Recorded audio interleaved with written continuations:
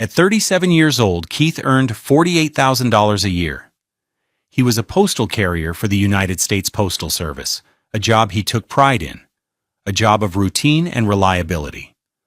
On this particular Friday at 6:47 p.m., none of that mattered. What mattered was the rain streaming down the windshield of his 2012 Toyota Camry, a car with 187,000 miles on it and a final payment that had been a quiet triumph 3 years prior. What mattered was the 4-hour round trip he was making after a grueling 10-hour shift, a journey fueled by a cold, hard knot of dread in his stomach. He was driving to Chestnut Hill, a neighborhood of stone-fronted houses and sprawling green lawns, a world away from his own small Kensington row house.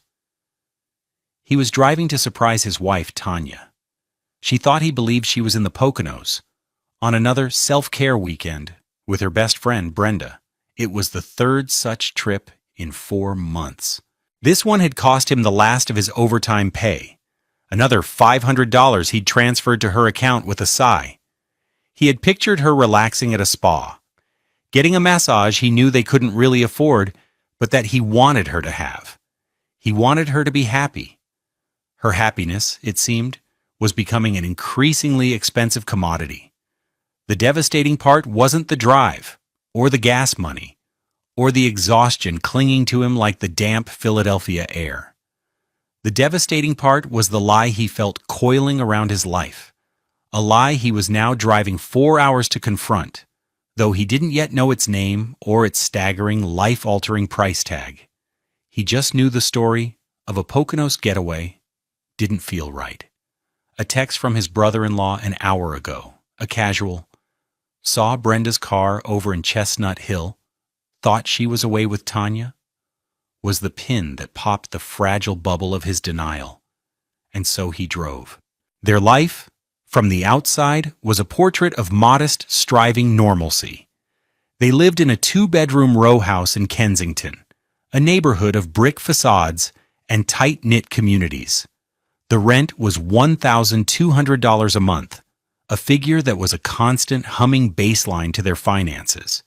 Keith's life was built on such tangible, reliable numbers. His uniform was a crisp postal blue, his $89 Timex watch a gift from his late father, its steady ticking a comfort. He woke up at 5 a.m. every day, the first one up in the quiet house. His first act of love was always for his son, Miles. He would stand in the small kitchen, the linoleum cool beneath his feet, and pack Miles's lunch for preschool, a turkey sandwich on wheat, the crusts cut off just the way Miles liked, a small container of apple slices, a juice box, a single Oreo cookie, a secret treaty between father and son. These were the rituals that grounded him, while the coffee brewed in their 10-year-old mister. Coffee machine, a $25 appliance that refused to die, he would look at the drawings taped to the refrigerator, colorful scribbles from a 4-year-old's hand, each one a masterpiece. One drawing, made with a thick brown crayon, showed 2 figures, a big one and a little one. "That's you and me, Daddy," Miles had said, his small fingers tracing the waxy lines. Tanya was different. She loved the big gestures. She was a beautiful black woman with luminous skin and a smile that could, in the beginning, light up a room. Her hair was a constant, evolving work of art. Intricate braids one month, elegant twists the next. But lately, a shadow had fallen over her. She worked as a receptionist at a dental office, a steady job that brought in $32,000 a year, but she talked about it with a weary disdain. Her conversations were increasingly peppered with references to her best friend, Brenda. Brenda, who had quit her job to flip houses. Brenda, who was a boss. Brenda, who was making real money. One Tuesday evening, about 6 months before the drive to Chestnut Hill, Keith came home to find Tanya scrolling through Zillow on her new tablet, a $450 device she'd bought on a payment plan. He kissed the top of her head, the scent of her coconut hair oil filling his senses. "Tough day?" he asked, loosening his tie. She didn't look up. Just the usual. "Look at this, Keith." She tilted the screen toward him. It showed a dilapidated property in Chestnut Hill. The asking price was $220,000. "Brenda is putting an offer on this. The ARV is over $500,000. "ARV?" Keith asked, unlacing his worn work boots. "After repair value," she said, a note of impatience in her voice. "Honestly, keep up. This is how people get rich. You buy low, you renovate, you sell high. You don't get rich delivering mail." The words landed like small, sharp stones. He felt a familiar defensiveness rise in him, but he swallowed it down. He was tired. "It looks like a lot of work," he said, peering at the screen. The photo showed boarded-up windows and a sagging porch. "It's an investment," she countered. "You have to spend money to make money. Brenda gets it." A few weeks later, Tanya came home with a new purse, a sleek, black leather Michael Kors tote that cost $350. Keith knew the price because he'd seen it in a department store window when he was Christmas shopping. "Brenda's project got funded," she announced, placing the bag on their small, second-hand dining table. "We went out to celebrate." He looked at the purse, then at the pile of bills he had just finished sorting on the counter. The electric bill, the gas bill, the daycare payment for Miles. His $48,000 salary felt like a sandcastle he frantically rebuilt each month against a relentless tide. "It's nice, Tan," he said, forcing a smile. "It's really nice." But as he watched her unpackaging it, carefully removing the tissue paper, he felt a chasm opening between them. A distance that couldn't be measured in miles, but in dollars and desires. The facade of their domestic normalcy was beginning to crack, and the dollar-tag details of her ambition were the hairline fractures spreading across the surface of their life. He just hadn't realized yet that the foundation itself was about to crumble. The accumulation of outrage was not a sudden explosion, but a slow, creeping rot. It began in conversations, in the quiet moments of domestic life where cruelty could be disguised as ambition or practicality. The first major tremor came on a Sunday afternoon, about 5 months before the discovery. Keith was at the dining table with a notepad and a calculator, a ritual he performed every 2 weeks when he got paid. He was trying to figure out how they could build up their savings, which hovered stubbornly around $1,500. "Hey, Tan," he called out. She was in the living room, watching a reality show about millionaire real estate agents on their modest 32-inch television. "Can you come look at this with me? I was thinking if we cut back on eating out, we could put an extra $200 a month into the savings account." She walked into the room, phone in hand, and glanced dismissively at his neat columns of numbers. "Keith, are we serious right now? You want to save our way to wealth on $200 a month? That's adorable." The word adorable was laced with such condescending poison it made his stomach clench. Brenda just cleared 30 grand on her last project. 30 grand. She's not pinching pennies from the takeout budget. "This isn't about getting rich, Tanya. It's about having a safety net," he said, his voice tight. "What if the car breaks down? What if Miles gets sick? Oh, please, you and your constant worrying." She waved a dismissive hand. "We can't get ahead on your $48,000 a year. Keith, it's a fact. It's not your fault. It's just not enough. We need to think bigger. You need to let me handle the bigger picture." She turned and walked back to the living room, leaving him alone with his calculator and the stinging humiliation of her words. He felt small, his careful planning ridiculed. His entire contribution to their life weighed and found wanting. A few weeks later, the first girls' trip was announced. Brenda's Chestnut Hill flip was underway, and she wanted to treat Tanya to a spa weekend to de-stress. The only catch was that Tanya needed to chip in for her share. "It's only $500, she said, her voice casual, as she applied her makeup in the bathroom mirror. "It's an investment in my mental health, you know." Keith looked at their bank account balance on his phone. It was just over $2,000. $500 was a quarter of their liquid assets. Tan? That's a lot of money right now. The car insurance is due next week. Her reflection stared back at him, her eyes hard. I never ask for anything, Keith. I work, I take care of Miles, I support you. Can't I have this one thing? Brenda is out there making moves, and I'm stuck here counting every dollar. I just want to feel successful for a weekend. Is that too much to ask? The manipulation was masterful. It painted him as the unsupportive husband, the anchor weighing down her dreams. He relented. He told her he'd pick up an extra shift. He spent the next Saturday delivering packages for 12 hours straight, his body aching, his mind replaying her words. He did it for her. He thought he was being a good husband. Then the strange mail started. A letter from Capital One arrived, addressed to him. It wasn't a bill, but a thick envelope. He opened it to find a brand new credit card with his name on it, along with a welcome letter congratulating him on his new $20,000 credit limit.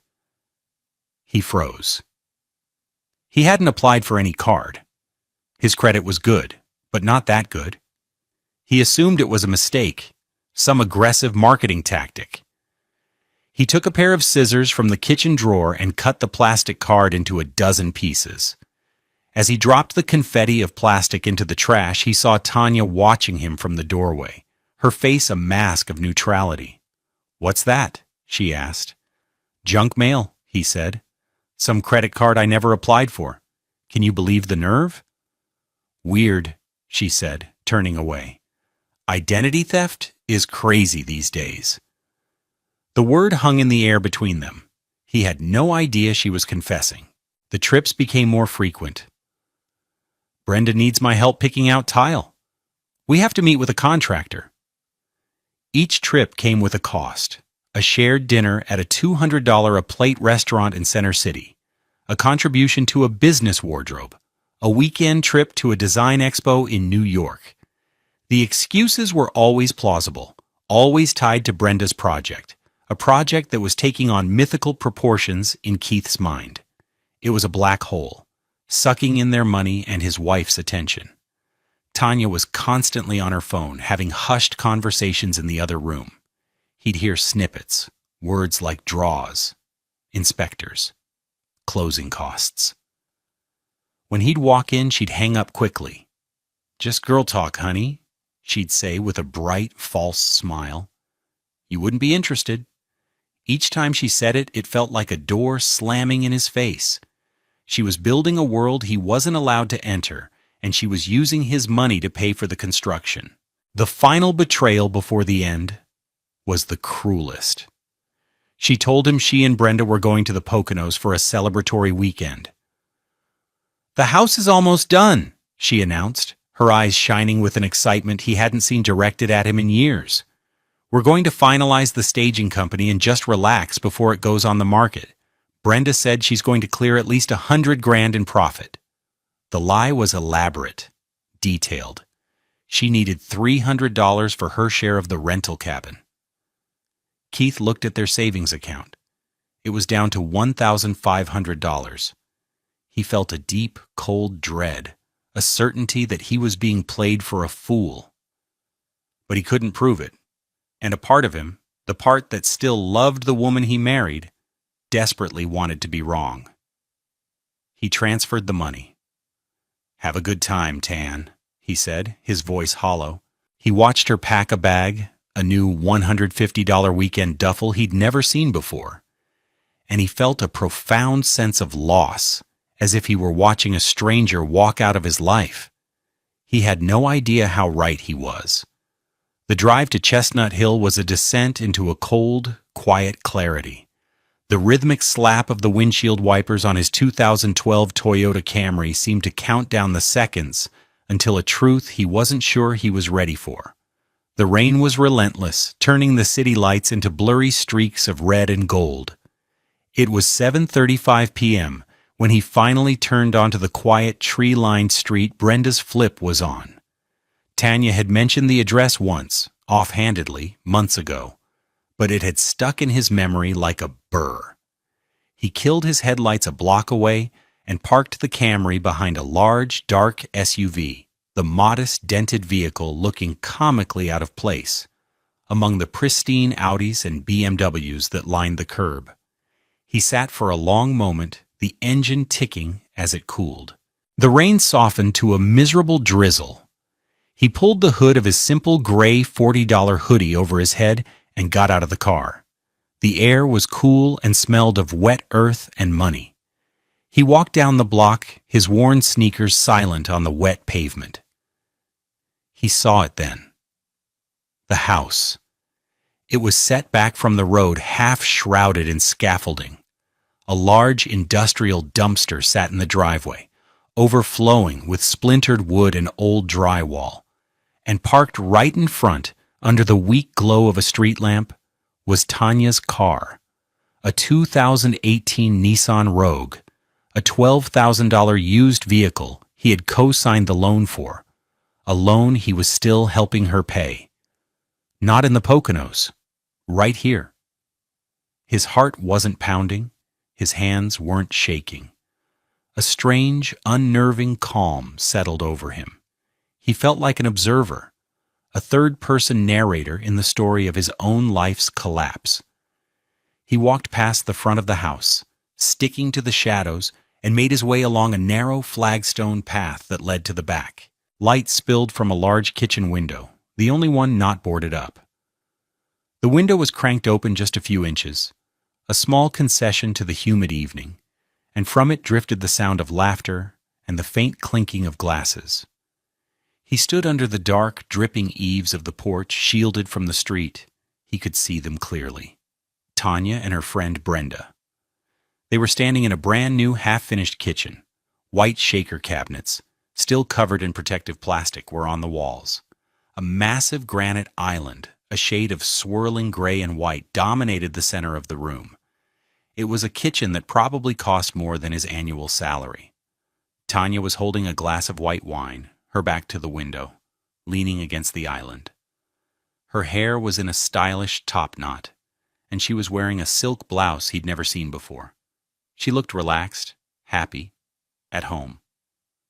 More at home than he'd seen her look in their own house in months. Brenda, a sharp-faced woman with a severe haircut, refilled her own glass from a bottle of wine that looked expensive. "I'm still nervous," Brenda said, her voice carrying clearly through the damp night air. "That last draw from the bank was smaller than I expected. The custom cabinetry is $8,000, and they want payment on delivery next week. If we can't cover it, the whole timeline gets shot to hell." Tanya took a sip of her wine and laughed, a sound that was light and airy and utterly devoid of worry. Relax. I told you I had it handled." Then came the words that stopped Keith's breathing. "Are you sure he won't find out?" Brenda asked, her voice low and conspiratorial. "I mean, it's a lot of money. If he checks his credit?" Tanya turned then, and through the glass, through the rain, he could see her face. It was confident, almost arrogant. She waved her hand dismissively. "Please. He can never find out about the cards," she said, her voice dripping with a casual cruelty that physically hurt him. "He's too trusting. He thinks I'm at a spa in the Poconos right now. He thinks all this."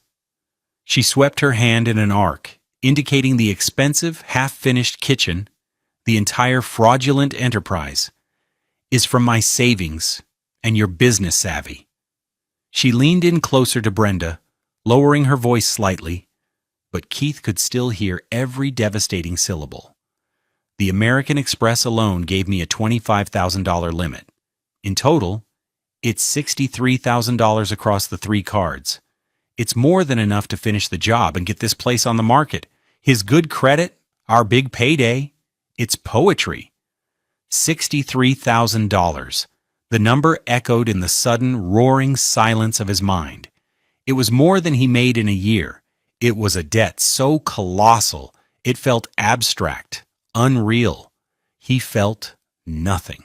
Not anger, not sadness, just a profound and chilling emptiness. He was not a husband standing in the rain. He was a witness at a crime scene, and the victim was him. He turned away from the window, away from the light and the laughter, and walked back into the darkness. The rain didn't feel like rain anymore. It felt like a baptism, washing away the man he had been, the fool who believed in spa weekends and love and trust. He got back in his car, the worn fabric of the driver's seat a familiar comfort in a world that had just become terrifyingly strange, and drove home. He didn't speed. He obeyed every traffic law. He was a man who followed the rules, and his world had just been destroyed by someone who believed rules were for other people. The drive back to Kensington was a study in control. Keith kept his hands at 10 and 2 on the steering wheel of his Camry. The rain had stopped, leaving the streets slick and gleaming under the orange streetlights. He didn't turn on the radio. The silence in the car was a sanctuary, a place to let the jagged edges of Tanya's words. He can never find out about the cards. He's too trusting. Settle into the hard, cold shape of fact. He arrived home at 9:58 p.m. He parked in his usual spot, walked up the 2 steps to his front door, and let himself into the quiet house.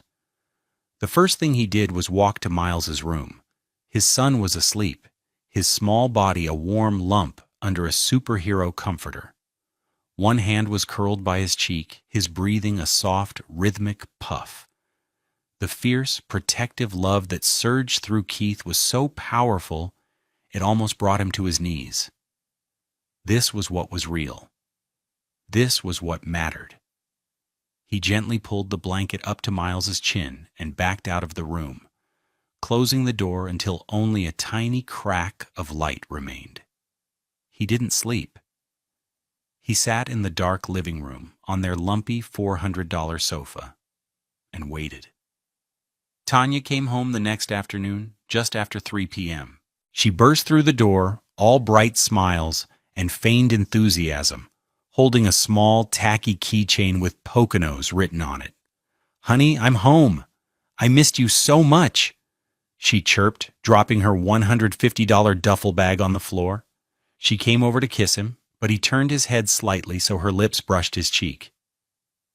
"Hey," he said, his voice even. "How was it?" He was an actor now, playing the part of the trusting husband. This was his new role, and he would play it to perfection. "Oh, it was amazing," she gushed, launching into the performance she had likely rehearsed on the drive over.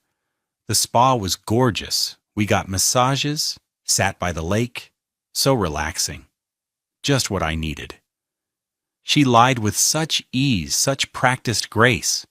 He listened, nodding, asking the occasional innocuous question. "Did you get the deep tissue massage you like? Was the weather nice up there?" Each lie she told was another piece of evidence, another brick in the wall he was building around his heart. He held up the keychain she'd handed him. It had probably cost $2.99 at a gas station on the way home.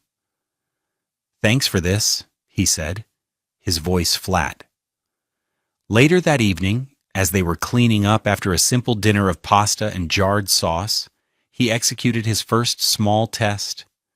Tanya had left her purse on the kitchen counter. "Hey, can I grab a pen from your purse?" he asked, his tone casual. "I need to write a note for Miles's teacher." Her head snapped up from the sink. "Oh, sure." But he was already reaching inside. His fingers didn't search for a pen. They brushed against a wadded-up receipt. He pulled it out as if by accident. "Whoops, what's this?" He unfolded it. It was from a high-end lighting store in the Chestnut Hill Design District. The date at the top was from yesterday. The timestamp was 2:15 p.m. The total was $3,450 for pendant fixtures. Tanya snatched the receipt from his hand, her smile faltering for the first time.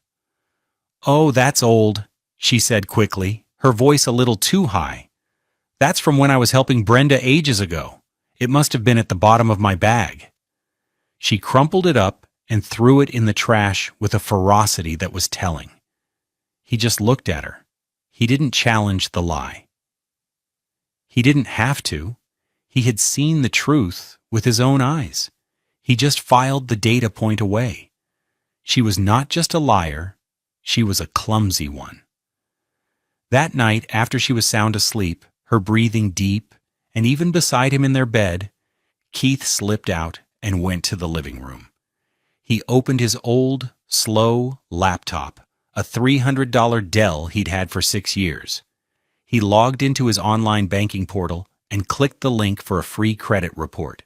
He typed in his social security number, a number he had once shared with Tanya when they were applying for their apartment, a number she had clearly memorized. The page loaded, and there it was. His life, a financial ruin, laid out in black and white. A Capital One card, opened 4 months ago. Balance, $19,874.21. A Chase Sapphire card, opened 3 months ago. Balance, $23,340.66. An American Express Platinum card, opened 6 weeks ago. Balance, $20,000. Total fraudulent debt, $63,214.87. He felt a wave of nausea. It was more than his annual salary. It was a mountain of debt he could never hope to climb.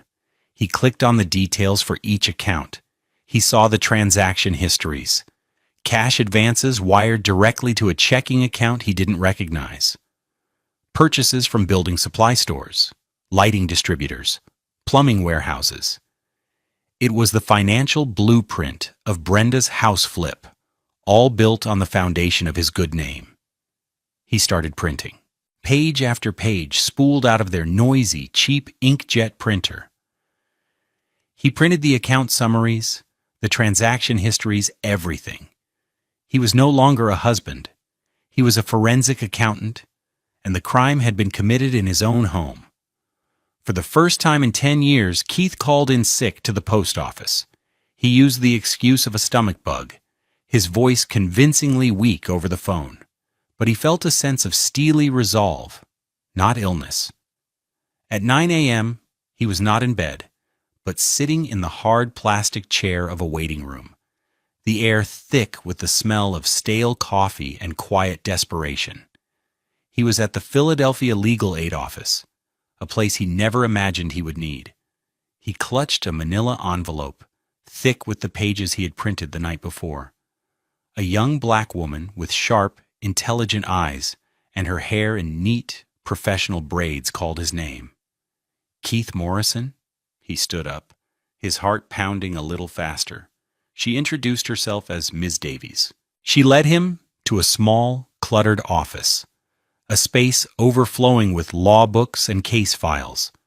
A glass tower of justice this was not. It was a foxhole in the trenches of the legal system, and she looked like a battle-hardened soldier. He sat opposite her at a small metal desk. He took a breath and began to talk.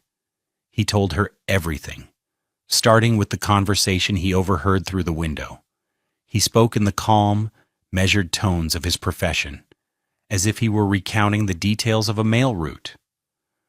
When he finished, he opened the manila envelope and laid the printed credit reports on her desk. She said it was $63,000, he said, his voice devoid of emotion. She was precise. The total is $63,214.87. Ms. Davies listened without interruption, her eyes scanning the documents. She picked up the American Express statement. $20,000 balance, opened 6 weeks ago, she murmured, her pen tapping a sharp rhythm on her legal pad. They are moving fast. She looked up at him, her expression serious. This is a clear case of fraud, Keith, but the burden of proof is on you. The credit card companies will assume you were a willing participant, that this is a case of couple's debt gone sour. We need to prove you had no knowledge and derived no benefit. I have proof, Keith said, and for the first time, a flicker of his own strength returned. This was his domain. I'm a postal carrier. Ms. Davies looked at him, puzzled. Okay? My job is my alibi, he explained. He pulled out his phone and showed her the digital copies of the credit card applications he had requested online. He had stayed up until 3 a.m., figuring out how to get them. This Chase application, he said, pointing to the screen, it says it was signed electronically on March 12th at 2:30 p.m. The IP address will trace back to a coffee shop near Chestnut Hill. I'm almost sure of it. He then pulled up another file on his phone. It was a detailed log from the USPS. March 12th was a Tuesday. At 2:30 p.m., my scanner shows I was on the 3100 block of North Lee Street in Kensington, delivering a certified letter. I was 6 miles and a world away. The post office tracks our scanners by GPS. The data is time-stamped to the second. It's irrefutable. He did the same for the other 2 applications, cross-referencing the dates and times with his meticulous work records.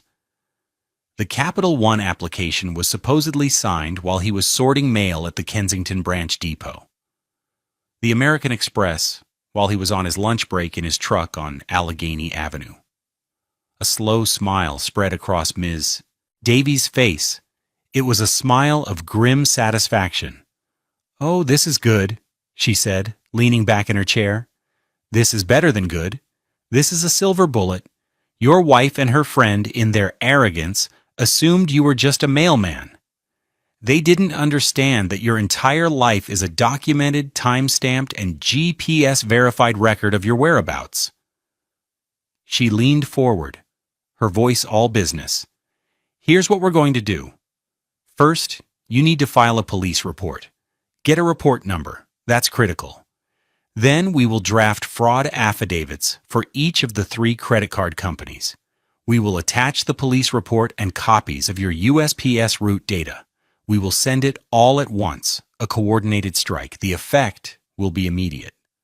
"What will happen?" Keith asked. "They will freeze the accounts instantly," she said. "But more than that, their fraud departments will start talking to each other.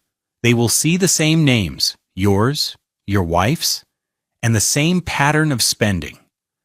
When they see the money is being funneled into a single, highly leveraged asset like a house flip, they will move to protect their investment. They will likely contact the primary lender for the property, and that lender," she paused for effect, "will freeze everything. They will stop all payments, recall inspectors, and lock that property down tighter than a drum." The cost for the legal aid service was nothing, but there was a $450 court filing fee to get the process officially started. Keith didn't have it. His last $300 had gone to Tanya's fictional Poconos trip. He felt a hot flush of shame. He had to borrow the money from his brother, a contractor who listened to the story with a grim face and transferred the funds without a single question. Keith walked out of the legal aid office at 11:30 a.m. The plan for the strike set. He had a new job now, demolition. The strike was scheduled for Tuesday morning, exactly 1 week after he had stood in the rain outside the Chestnut Hill house. The precision and timing were essential, a page taken directly from Keith's own professional playbook. He went to work as usual, his hands moving with the practiced, steady rhythm of a man who has sorted mail for a decade. He loaded his truck, the familiar weight and order of the letters and packages, a comfort. Inside, his heart was a frantic drum against his ribs, but his face was a calm mask.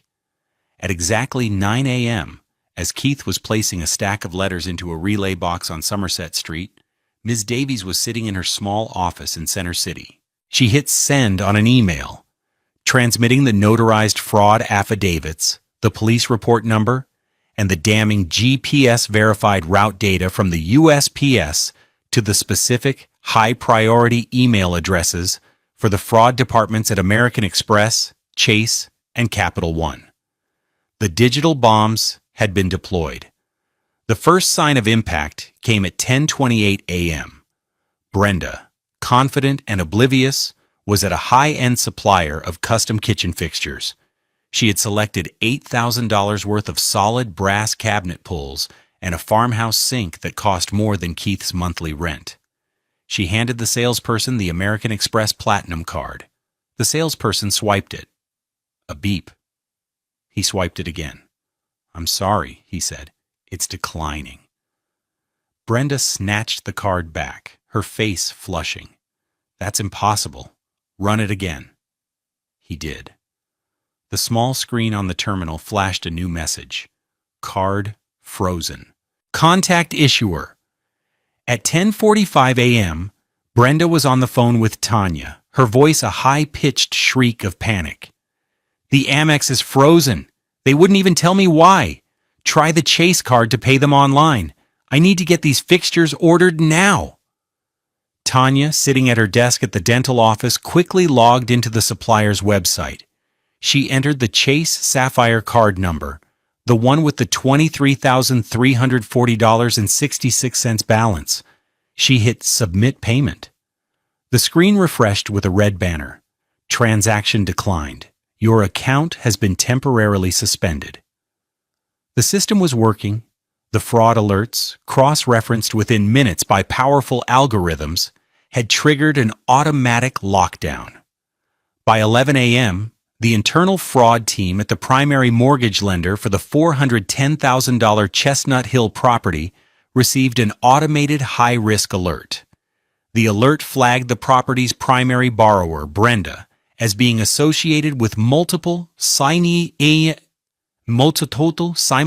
high-dollar fraud claims. The risk was unacceptable. A senior manager made a single phone call. The renovation loan was immediately frozen. All scheduled contractor payments were stopped. An electrical inspector who was on his way to the property to sign off on the new wiring received a call from his dispatcher. "Turn around," the voice said. "The job on Elmwood Avenue is on indefinite hold. Funding issue." At 11:30 a.m., Keith was sitting in the cab of his LLV, his postal truck, parked on a quiet side street. He was eating the simple turkey sandwich he had made for himself that morning. The sun was warm on his windshield. His phone, which had been silent, buzzed. It was Tanya. He looked at her name on the screen, then placed the phone face down on the passenger seat and took another bite of his sandwich. It buzzed again. A text message appeared on the lock screen. "Call me now, emergency." He chewed slowly, methodically. He finished his sandwich, drank the last of his water, and capped the bottle. Only then did he pick up the phone. He had 5 missed calls and a string of voicemails. He pressed the button to listen. Voicemail 1, timestamped 11:32 a.m. Tanya's voice tight with anger and confusion. "Keith, what is going on? Brenda just called me, and the cards aren't working. She's freaking out. Did you put a hold on them? Call me back." Voicemail 2, timestamped 11:41 a.m. The anger was gone, replaced by rising panic. "Okay, now the Chase card isn't working either. I tried it myself." "What did you do?" "The supplier for the cabinets is going to give them to another contractor if we don't pay them today. This is not a game, Keith. Call me." Voicemail 3, timestamped 12:05 p.m. Her voice was a pleading whisper. He could hear the sounds of her office in the background, a phone ringing, the dental drill whining. "Okay, honey, look. I know I should have told you. I can explain everything. It wasn't what it looks like. It was an investment. For us. For Miles. Please just call me back. We can fix this together. Just unfreeze the cards. Please." Voicemail 4, timestamped 12:22 p.m. The pleading had curdled into pure horror. Her voice was shaking, cracking. "Oh my God. Oh my God. Keith, the bank for the house just called Brenda. They froze the property. They froze the entire loan. They said the asset was linked to an active fraud investigation." Fraud. They used the word fraud. "Keith, what did you do?" Voicemail 5, timestamped 12:30 p.m. There was only sobbing. incoherent, racking sobs of a world completely and irrevocably shattered. The sound of a person whose grand ambition had just collided with cold, hard, documented reality. The final sound was a desperate, choked whisper. "You've ruined me." Keith deleted the voicemails one by one. He put the phone back in his pocket. He turned the key in the ignition. The familiar rumble of the engine a comforting sound. He had a job to do. There was still mail to deliver. He pulled out into traffic, a sense of quiet, righteous order having been restored to his universe. The consequences cascaded not like a gentle waterfall, but like a building demolition, each floor collapsing onto the one below it in a cloud of dust and recrimination. The downfall was not a single event, but a series of enumerated, financially devastating blows. For Tanya, the fallout was swift and brutal. The credit card companies, armed with Keith's irrefutable evidence and a signed confession she was coerced into providing to avoid immediate criminal charges, came for her. The $63,214.87 in debt was legally transferred to her name. Her credit score, once a source of pride at 720, didn't just drop. It plummeted into the abyss, landing at a catastrophic 480. She was radioactive to any lender. Pre-approved offers in her mailbox turned into bold-lettered denials. She lost her job at the dental office when her employer found out she was under investigation for financial fraud. The conduct unbecoming clause in her contract was her undoing. Without an income and with a mountain of debt, she was forced to declare Chapter 7 bankruptcy. The sleek $350 Michael Kors purse was sold on eBay for $75. The $150 duffel bag was used to carry her belongings out of the Kensington row house she had once scorned. She moved into the finished basement of her mother's house, a space with low ceilings and no natural light. Her grand ambitions had led her to a subterranean life. For Brenda, the architect of the scheme, the ruin was even more spectacular. The Chestnut Hill house flip became her tombstone. With the renovation loan frozen and the property tied up in a legal quagmire, the project died on the vine. The half-gutted house, open to the elements, began to decay. Rain warped the newly installed hardwood floors. Mold bloomed on the exposed drywall. She was sued by the primary lender for defaulting on the $220,000 loan. She lost her own initial investment of $50,000. Her business-savvy reputation was destroyed. Contractors she had stiffed placed liens on the property. Her friendship with Tanya evaporated in a toxic cloud of furious, tearful phone calls, each blaming the other for the disaster. "This was your idea," Tanya screamed. "You used my husband's credit," Brenda screamed back. "You were the one who was supposed to handle him." Brenda was eventually forced to sell her own home to cover the legal fees and a portion of the settlement with the bank. The house itself, the $410,000 symbol of their greed, became a neighborhood eyesore. It sat vacant and derelict for over a year, a monument to their failed coup. The bank finally foreclosed and sold it at a sheriff's auction. It was bought for $180,000 by a seasoned contractor who saw the good bones beneath the rot and had the cash to finish the job properly. For Keith, the process was slow but methodical. It took 6 long months of paperwork, phone calls, and legal maneuvering by Ms. Davies. He had to tell his story over and over to fraud investigators, each time feeling a fresh wave of humiliation and resolve. But his evidence was perfect. His alibi was ironclad. One by one, the fraudulent accounts were closed, and the debts were legally expunged from his record. His credit score, which had taken a temporary but terrifying hit, slowly climbed back up, stronger than before. He filed for legal separation, and the divorce was uncontested. Tanya, broken and bankrupt, had no leverage and no fight left in her. He didn't ask for anything but full custody of Miles, which she readily agreed to. The court ordered her to pay a token amount of child support, $100 a month she would likely never be able to afford. He never saw a dime of it, and he never asked for it. He was finally blessedly free 2 years later. It was 8:15 a.m. on a bright Saturday morning in May.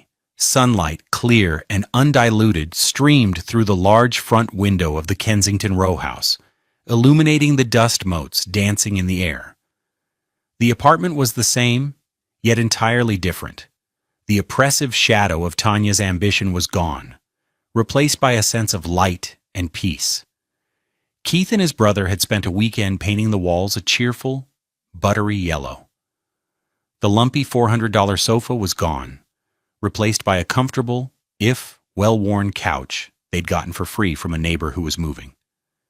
Keith, now 39, was in the kitchen. His salary had increased to $51,000 a year after a hard-won union negotiation. It wasn't a fortune, but it was enough. It was more than enough. He was making pancakes, the kitchen filled with the comforting smell of sizzling batter and melting butter. Miles, now a lanky 6-year-old with the same bright eyes as his father, sat at the small kitchen table, his legs swinging, a collection of crayons and paper spread before him. The walls of the kitchen were a gallery of his work, superheroes, dinosaurs, and endless colorful patterns. "Daddy, look," Miles said, his voice full of the breathless urgency of childhood. He held up a piece of paper. Keith turned from the stove, a spatula in his hand. He wiped his hands on a dish towel and walked over to the table, leaning down to look. The drawing was simple and profound. It showed 2 figures drawn with a heavy hand. One was tall, wearing a blue uniform. The other was small, with a shock of tight black coils for hair and a red backpack. They were holding hands. The skin of both figures was colored in with a rich brown crayon. They were walking towards a building with a red, white, and blue flag on top. "That's you taking me to school," Miles explained, his small finger tapping the tall figure. "And that's me. I'm going to 1st grade."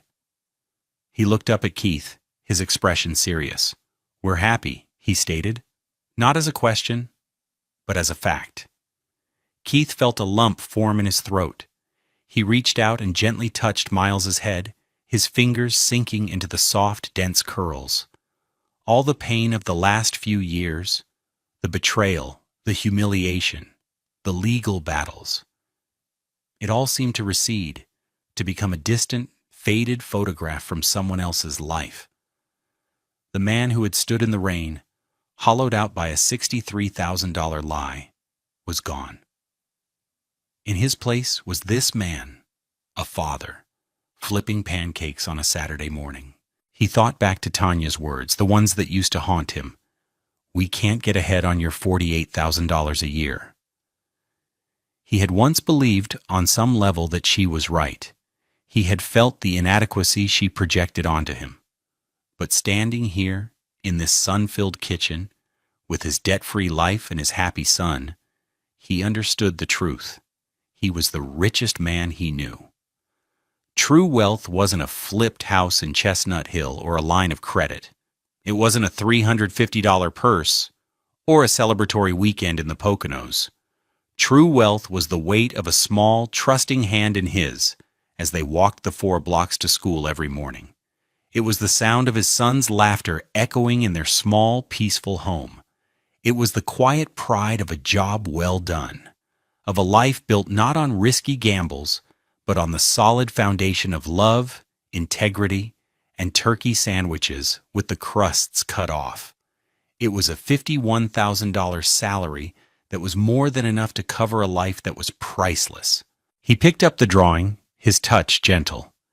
"It's the best drawing I've ever seen," he said, his voice thick with emotion. "Let's put it on the refrigerator, front and center. Sometimes the greatest treasures aren't the things we buy, but the peace we build. The things we hold in our hands are often less valuable than the people whose hands we hold. What do you think true wealth really is? Let us know in the comments below.